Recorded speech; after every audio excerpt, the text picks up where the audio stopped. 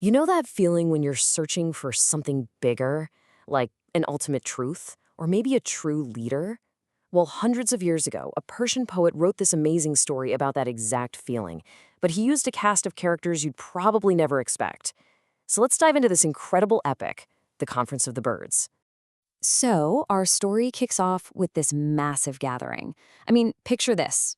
Every single bird from all over the world, we're talking the proud falcon, the tiny sparrow, everybody. They all come together for a meeting that they think is going to change everything.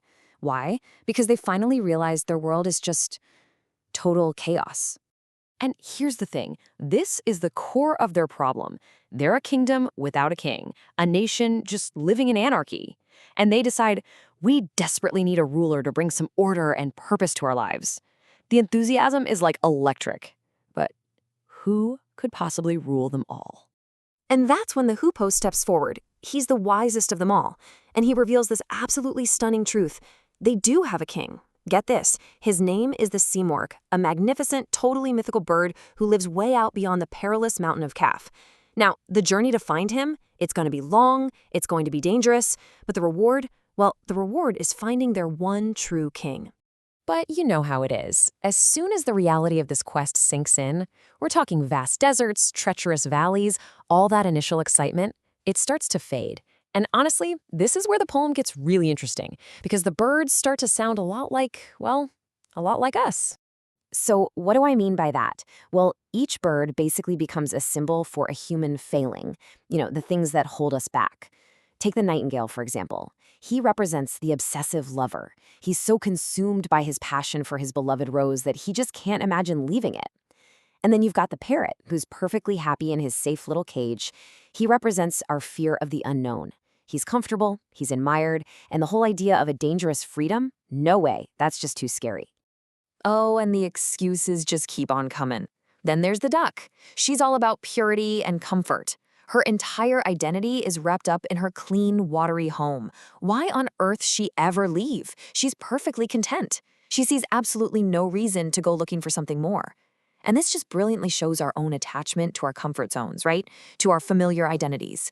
So, as you hear all these excuses, love, comfort, fear, vanity, it's pretty much impossible not to see a little bit of ourselves, right? So let me ask you, what's the beloved rose in your life? What's your safe cage? It's a question the poem really forces you to ask yourself. Okay, so for the birds who actually manage to overcome their fear and push past all those excuses, the real journey begins. The Hoopoe tells them they have to cross 7 incredibly treacherous valleys. But here's the key. This isn't just a physical journey. No, each valley represents a spiritual stage they have to pass through to, purify their souls. And this is really the heart of the Sufi path, laid out as this beautiful allegory. They have to pass through these stages, like the initial search, then this overwhelming love, and profound unity. And it all leads to the final and most difficult valley, the valley of annihilation. This is the one where the ego, the self, is completely and totally let go of. And let me tell you, the journey through these valleys is absolutely brutal. Thousands of birds started out, but most of them just perish along the way.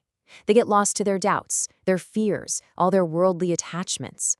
In the end, only this tiny, ragged group of survivors finally makes it to the court of the great Simorgh. So, out of the countless birds that set out on this massive quest, only 30 make it to the very end. Just 30. 30 exhausted, purified souls who have literally sacrificed everything to find their king. And now, for the absolutely stunning twist, which is hidden in this brilliant Persian pun.